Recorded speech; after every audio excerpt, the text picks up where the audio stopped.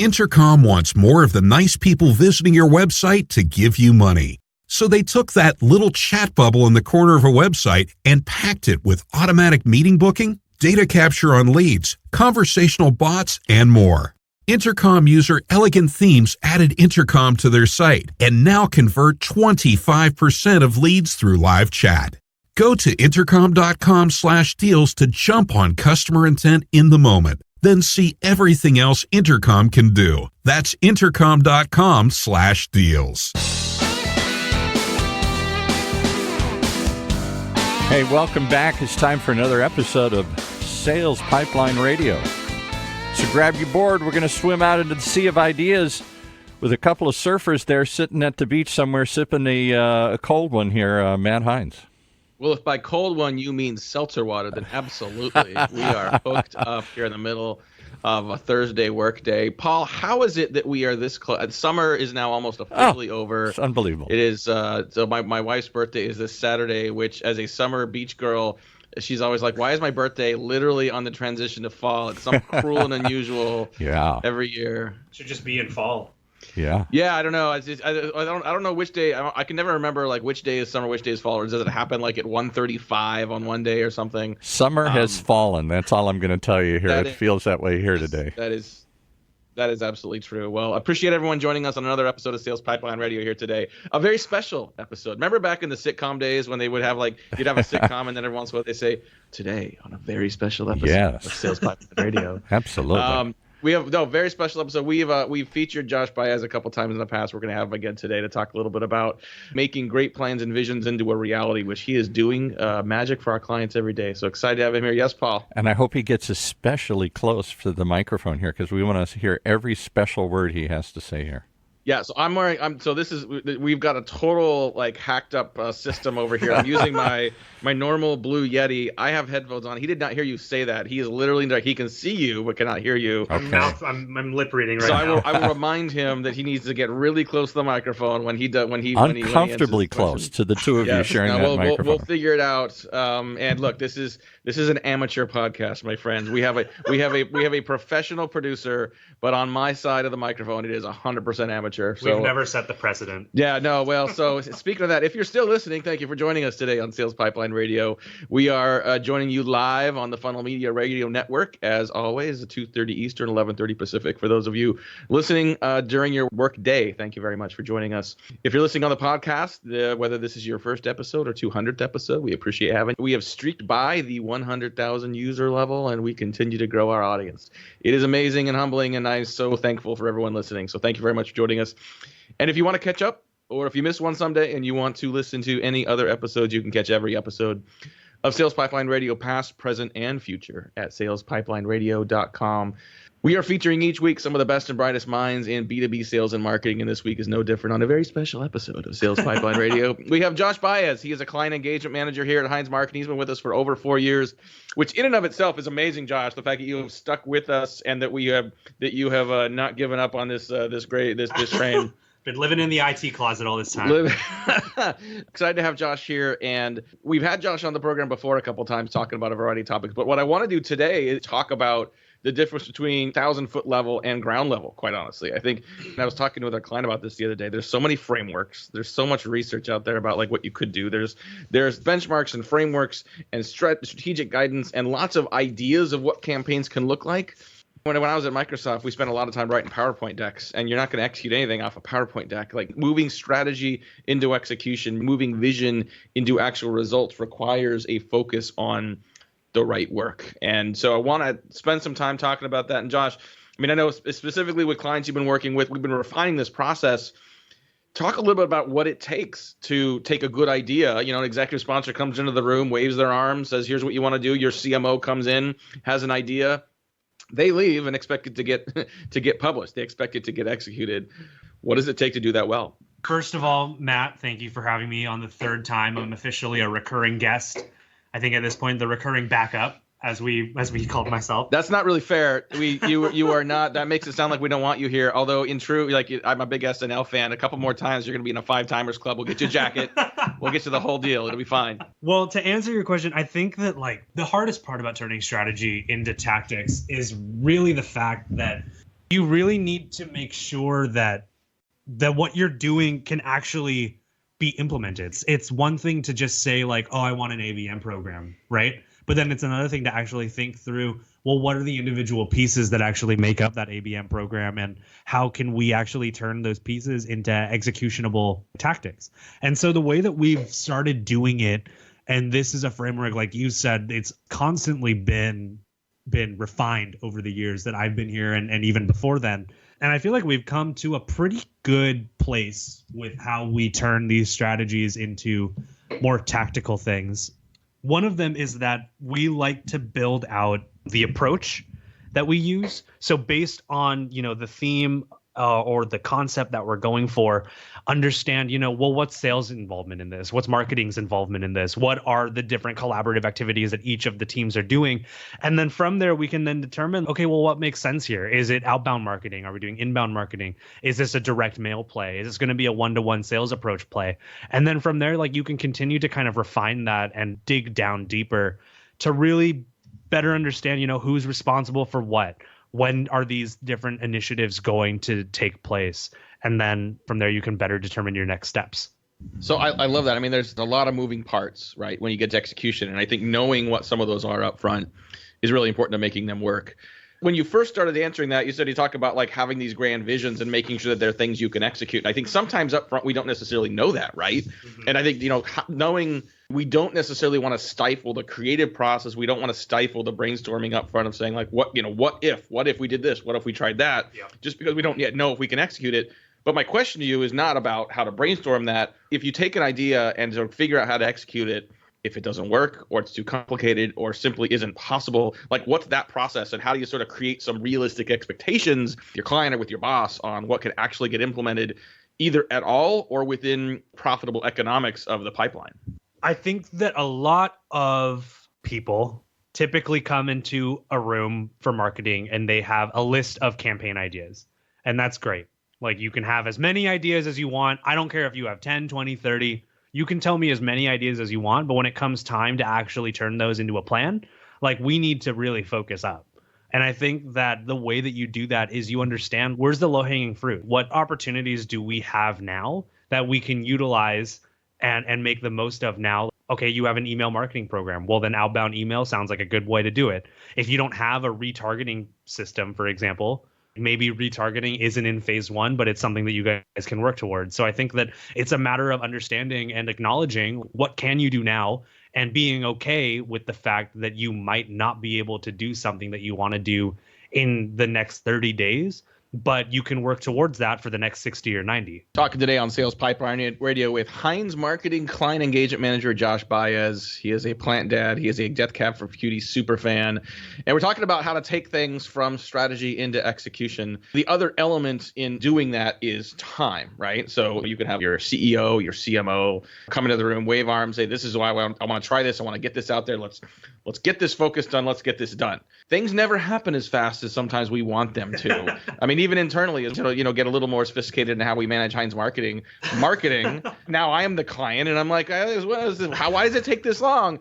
It's not just, because you've got all these sort of draconian systems. I mean, it takes time to get this done right, especially when you're doing larger programs, more complex programs that have many layers of integration and complexity across sales and marketing, let alone across marketing channels. Yeah, it also doesn't help when you as a client, Matt, cancel a meeting without telling me. I mean, that's great. Yeah, let's air all our dirty laundry on the episode here, Josh. It'd be great. I think timing is obviously important.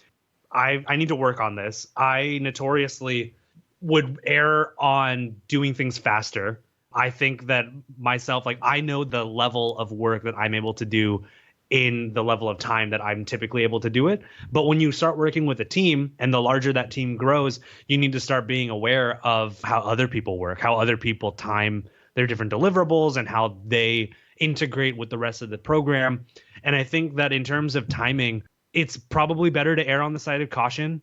If you think that something typically takes, 5 days to do, adding that little extra wiggle room to make that 6 or 7 days even can make or break a production schedule. It's always better to deliver early anyways. And so if you can set that expectation up front, something like this typically takes between 7 to 10 days. at least you can have that expectation outlined before you start going into the tactics. What are some of the components? I mean, let's get really tactical here. When you think about, okay, we've got a great idea, we've got a plan, it's going to take X amount of days, X amount of weeks to get it to execution. Are there certain elements of those programs that take longer than others? If you're looking and saying, your boss comes and says, how do you condense this? Are there certain primary culprits that become the real critical path and the things that really create the most longevity, take the most time to get campaigns from concept to reality? I think, and this is something that a lot of organizations, including ours, deal with on every kind of campaign, and it's the need for content and it's the need for messaging.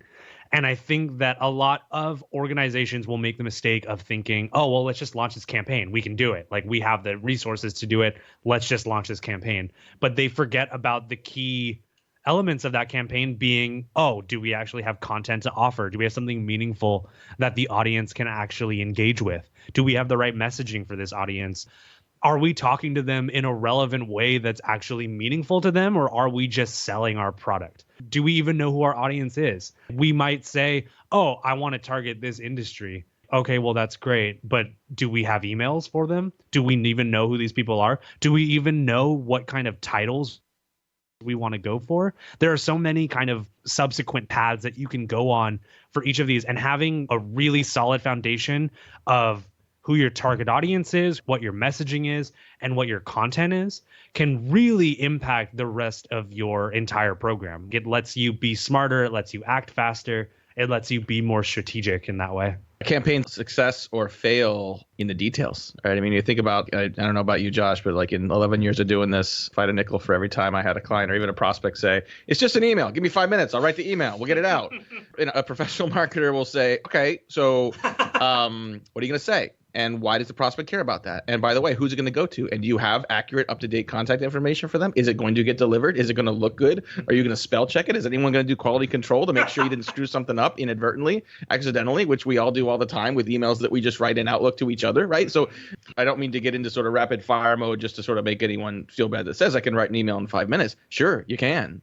But as Mark Twain once said, if you'd given me more time, I would have written a shorter letter. I mean, sometimes it's worth taking more time to get it right. When you send out something, when your prospects or customers get content from you or marketing from you, that is a representation of your brand. It is a representation of your professionalism. And every one of those touch points has an impact. The positive impact have an incremental benefit, incremental growth in benefits and results. But you screw something up, it erases an awful lot of that good karma. So it's important to get that stuff done right. All right, we got to take a break, pay some bills. We'll be back with more with Josh Baez talking about taking campaigns from strategy to execution. You're listening to Sales Pipeline Radio. Sales teams, is your website helping you turn prospects into customers? Because Intercom thinks it should be.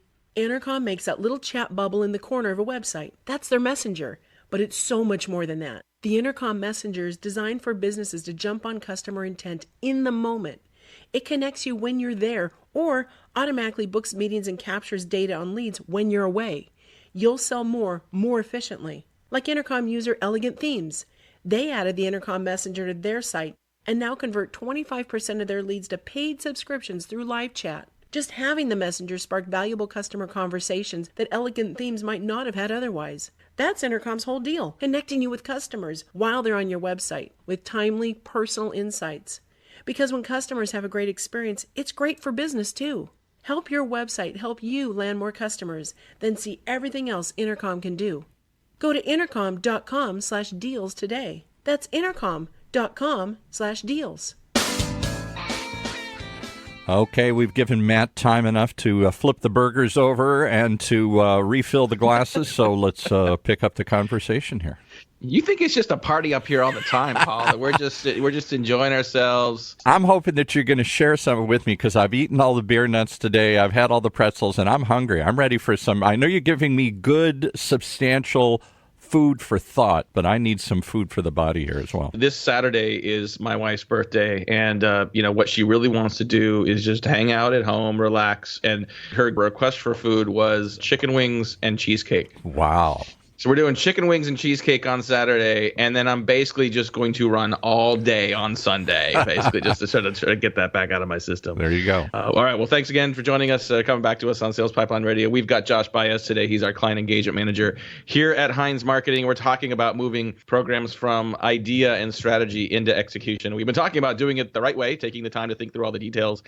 And it's one thing to say, okay, I'm sending an email out, right? And you could say, okay, we are sending an email next. That is one channel and maybe one piece of communication. So getting that right and checking all the boxes there to get that right and do it well is one thing.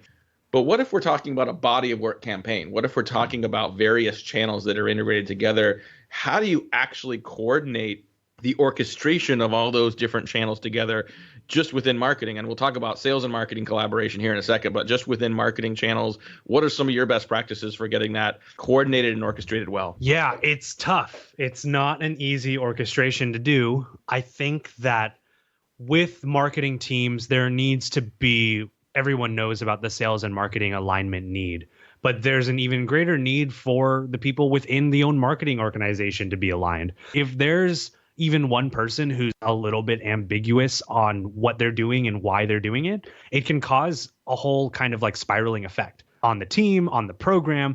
And so having that upfront communication and alignment is really key for that, making sure that people understand what they're working on, what they're responsible for, how the tactics that they're planning play a role in the larger program. That stuff is really important, and it helps to orchestrate that. When you build it all out, you say, okay, well, we want these marketing touches to go here, and we want these inbound touches to go here, and we want these direct mail pieces to launch on these dates. And if you can build a grander picture of everything that's going on in marketing, you'll have a much easier time not only making sure that your team is aligned, but when it comes time to eventually communicate that stuff outside of the marketing organization, you'll also be able to more easily show the work that you're doing in a more meaningful way. And there's a wide variety of tools that you can use to sort of drive that level of orchestration. I think, one thing that we've developed internally is what we affectionately calls it the purple grid. It is basically a really complicated spreadsheet that looks at sort of audiences and channels and campaign flights. It actually ends up being a very, very useful tool for being able to understand what's happening when, for not only for clients and others internally to see it, but also to make adjustments, right? As things, things take longer, things go earlier. This part worked really well, so let's keep it going. If anyone would like to see a copy of the purple grid, just email us. I mean, you could literally just email Josh, Josh at HeinzMarketing.com. We'll, I'm just inventing this right now. We'll get a redacted version of the purple grid for you to check out. So there's campaign coordination across multiple channels, and then there's coordination with the sales organization. So even if you don't have like a whole bunch of marketing channels going, I think this is the piece a lot of companies just either forget or miss or just aren't willing to even get into. I don't think of sales as a marketing channel, but your prospect isn't thinking, well, this is my sales time, this is my marketing time, and so it's okay that the message is different. Integration of sales and marketing efforts is really, really helpful, and has been proven to drive greater velocity and conversion rate and yield of programs.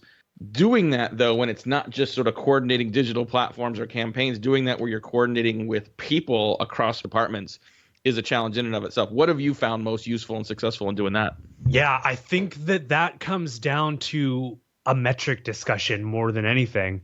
If sales doesn't buy into what marketing is doing, one way to help facilitate that engagement with sales is to really define what metrics we can expect to bring in.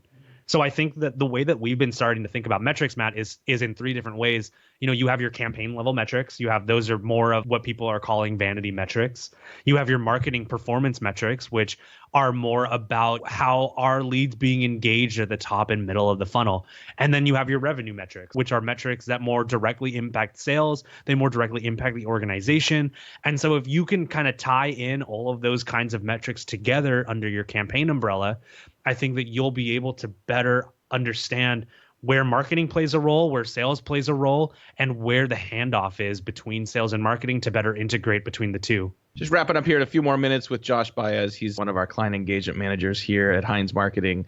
All the answers you've given so far, I mean, do they change if we're doing account-based work or if we're doing selling to enterprise organizations or selling to small business? Is there a different way that you approach execution and sort of driving and managing execution for one type of sale or one type of audience versus another? I don't think so. I mean, I think that really these are principles that we base all of our campaign work around. The way that I like to do it, with whether it's ABM, whether it's just a general go-to-market strategy, I like to use our 7 stages of predictable pipeline to help kind of organize the way that we do things. So we want to understand, kind of like what I said before, we want to understand our target audience. We want to understand our messaging. We want to understand the different channels that we're using on both sales and marketing. And then we want to be able to integrate those together and make sure that people are on the same page, that we're talking about the same thing, that sales isn't just its own arm of the organization, but sales and marketing are a single continuation of the customer journey. Because in the end, like, it's all about the customer. It's all about the user experience. I'm going to take a little left turn here and ask an unrelated question. So it's we're ending summer and it's about to become fall. And if you know anything about Josh Baez, his excitement is just going to increase day to day, week to week for the rest of the year. Josh is, I mentioned he likes Death Cab for Cutie, but he is a Christmas super fan. Oh man! And as the weather gets cooler and as we start to see more candles, we smell more pine around. Oh. So I'm going to put you on the spot here. And we've got multiple holiday traditions that are celebrated here at Heinz Marketing. What should we be doing this year that's maybe a little different? What should we be doing? Because we got plenty of time to plan now, right? It's not even, we haven't even taken down our fall decorations. Like, there's no Halloween stuff at our house. Costco may have Christmas trees, but there's none of that at our house yet. So we got time. What should we be doing in an office space to like just really just lean in and celebrate the year, celebrate the season? Oh my goodness. Well, this is, wow, way to really put, this is truly on the spot. Yeah. Let's see. Okay, I'm just gonna list ideas right off the top of my head. Oh, there you go. Drinking, definitely. No, that's right. That's very true. I think that drinking is probably the number one thing that you can do to celebrate. Second to that, let's just pump up the holiday music. Whatever you celebrate, I consider the holidays just festive times. From November through January 1st. Let's be honest, though, I'm celebrating now. I'm ready for October, at least, definitely for the fall. I'm with you on that. And I think I've said this before, like on social channels, like once we get into October, like it's Halloween time. Game over. But I mean, I got a lot of travel already planned for October, and I'm going to be secretly listening to my Christmas music on the plane.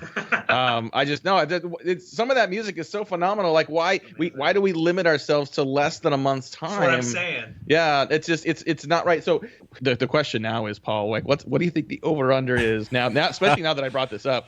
What's the over-under on when Josh is going to haul the office Christmas tree out and get it set up? I think it's coming sooner than you think now here. I think you just opened the door. Well, you know, it's Pacific time. Like, we always record this at 11:30, so it's lunchtime. So I think I know what Josh might be doing on his lunch break today. Yeah, I think so. I just want to shoot you guys, though, because I kill myself every time the music starts too early. It should be a law that said it can't start until after Thanksgiving. But they started right. so. I'm not quite where Josh is, where I'm not going to make everyone else listen to Jingle Bells in October. But if I want to sit in 16D on the way back from wherever right. and put on my headphones and just expose it to myself. You do it. You watch Charlie Brown's Christmas all you want beforehand. Just don't force us to do it here. You be you. All right.